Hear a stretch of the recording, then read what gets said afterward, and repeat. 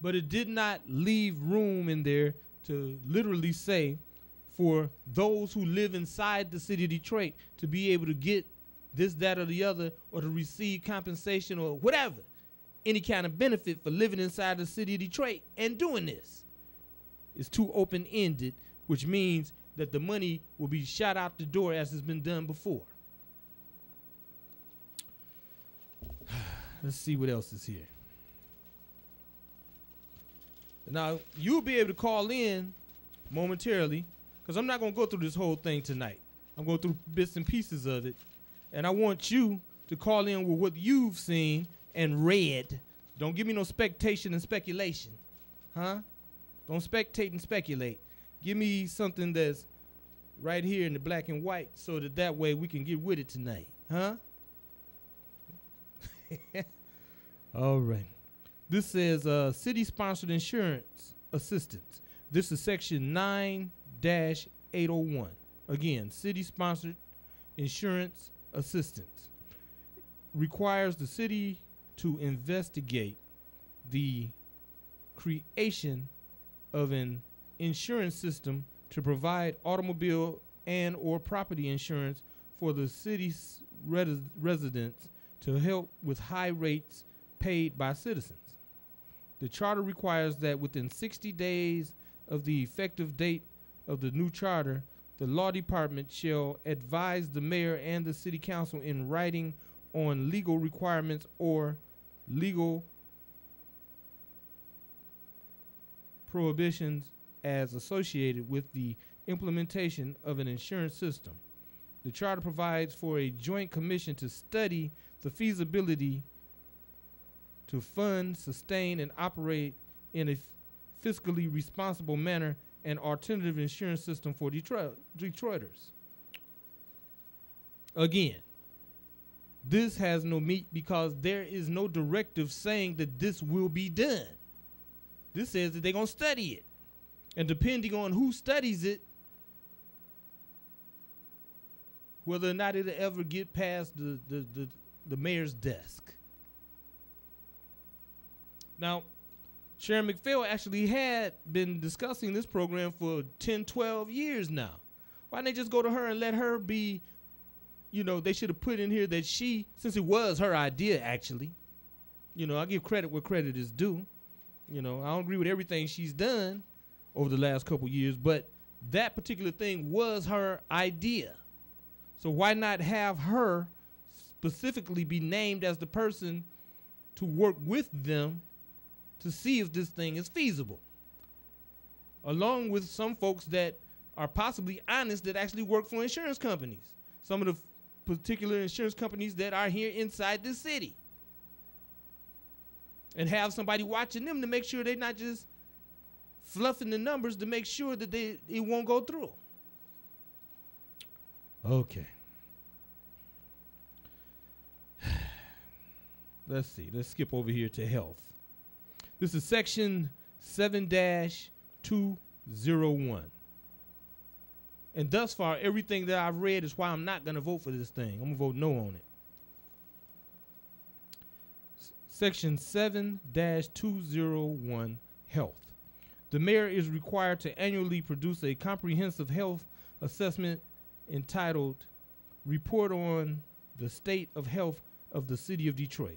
This report will serve as a basis for creating policies to address health concerns of the citizens and institute preventative measures. Now, this is supposed to be an annual thing. Do you need to wait once a year to find out about the health of the citizens of Detroit? Or merely do you need to go quarterly to the hospitals and look at those records and see what people are suffering from the most? Or possibly all we got to do is go home and look at some of our relatives, huh? Diabetes, high blood pressure, cancer, strokes, bad diet. That really takes a lot of studying, huh? Wasted paper and effort. Okay. Section 3-105. city elections, and city council initiated ballot proposals. Special elections to fill vacancies in elected offices cost over $1 million, which cost doubles if there is a primary and general election. These special elections have been removed from the charter in favor of scheduled general elections. So basically, what this does is that, say for instance, in the instance, your council has one of the members to be taken off because they've been indicted, or someone possibly dies or whatever, or somebody steps down because of health reasons, that the council will be short of members. So that means they want the citizen to possibly have a slant against them if you have a majority of council members, and it may just need that one to keep this thing from going over the edge. And you're supposed to suffer through. What if it happens within the first 6 months after the election? So that means you're supposed to go 4 years and 6 more months, or 3 years and 6 more months, without having to say so or being able to get anybody to speak on your behalf. Let me take this call. Caller, you on the air. Go ahead. Hey, HODO. Hey, baby. Hey, the charter is a bunch of gobbledygook. Well, that is very true. I am not voting for it, and I hope they don't throw away our senior citizens' vote. So I believe that most of the senior citizens will vote against it too. And speaking of doctors in the hospital doing, all you got to do is listen to the news all day to see how the doctors are failing, operating on people and sending them to courts and lawyers and failures. You know, I'm scared to go to the hospital myself because I've been in there about 30 times, and all they do is hurt you. So I'm sick of them, and I'm trying to stay home and deal with my sickness at home. I hear you. You know. All right. All right, baby. Thank you for your call, Rose. I'll talk to you later. All hey, right. was yesterday's morning, Mr. What was on 7 o'clock this morning? Oh, you mean Mr. Walsh? Yeah, was that a... That was live. I couldn't get the line to save my life. And one lady Well, he had a lot of calls yesterday. And one lady got on there and talked for about 20 minutes or more. Well, you know, it is what it is sometimes, Rose. I was so upset. I wanted to talk to Mr. Walsh. Yeah, he was on live. I didn't know that. I thought it was dead. Well, you'll get a chance to see it again after I go off tonight, so. Okay. All right. Bye, Rose. Love you, dear. Love you back. Bye-bye. Caller, you on the air. Go ahead. It is you. Go ahead. Got a scourge. You thought I wasn't on live, huh? Sometimes y'all don't want to talk to a brother when he live. All right. As I was saying, that particular one, section 3-105, city elections and city council initiated ballot proposals. Dealing with filling the vacancies when something happens. There was a reason why that was put in the charter in the first place. Because again, that is to make sure that everybody's interest is looked out for, or as best as it can be. And even though all of us know over the last 12 or 13 years, there's been few and far between when our interests have been looked out for, but at least according to the way the charter stands now, someone is there to do it, whether they do it or not. But this provision totally does away with your ability to have somebody there that you might have actually voted for. Okay. It says, bring government closer to you. Democratization of government. Section 7-802, Board of Police Commissioners. It says, elected police commissioners, 7 elected from districts and 4 appointed citywide.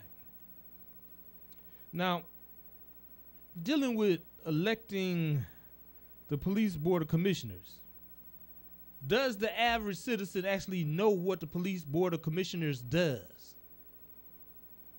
So if by chance you got to vote on them, is it going to be because that was a cop that you remember from back in the day that smiled at you a lot? Huh? Or will it be somebody that actually knows what they're doing? So I don't know whether or not how many of us actually understand what a police commissioner does. So I'm going to skip that one. Let's go to section 9-101, community advisory councils. It says reinstituted citizens advisory councils. They will be in each non-at-large district. All but 2 members would be elected within the district. The remaining members would be a high school age student and a person focusing on a senior citizen's issues. Now, all of that sounds good in theory, but will these said citizens advisory councils actually have any juice? Who's to say that anything that they say will be even brought up or listened to or considered? Because this leaves no room or says nothing about what they will do. It just said they're going to put them there. And do what? Caller, you on the air. Go ahead. Hello, HODO. Yes, what ma'am. What you talking about, did you get the free press today? And it's on page 89. It says Metro. And they're talking about pairs, effort, praise. I guess it's a white couple or something that's going around to all the charter meetings. And then they got a little article. Oh, they were actually on here last week with Judge Deborah Thomas. Pardon? I said they were on the air here last week with Judge Deborah Thomas on her program. Okay, can you speak a little louder because I can't hear you. I said they were on last week on Judge Deborah Thomas's program. Right, and I guess this is the same. Yeah, it's the same couple. But one thing that's important is that they themselves said they're not sure if they're going to vote yes on it.